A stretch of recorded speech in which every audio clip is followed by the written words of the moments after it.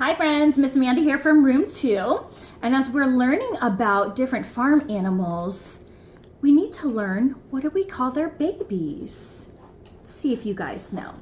Do you guys know what a horse's baby is called? Tell me loud so I can hear you. A fowl. Did you know that? What about a hen? What do we call a baby hen? Good, guys. A chick. Cute little chickie. What do we call a baby pig? Say it louder. That's right, a piglet. Look at how cute. Pig and piglet, that's right. My next farm animal is a sheep.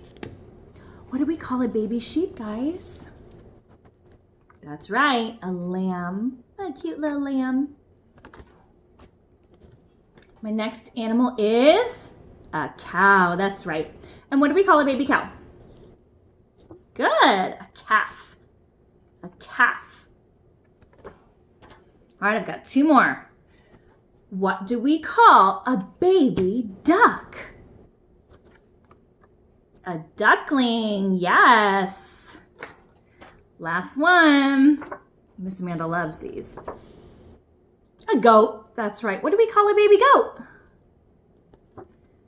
We call it a kid. Well done, friends. Talk to you soon.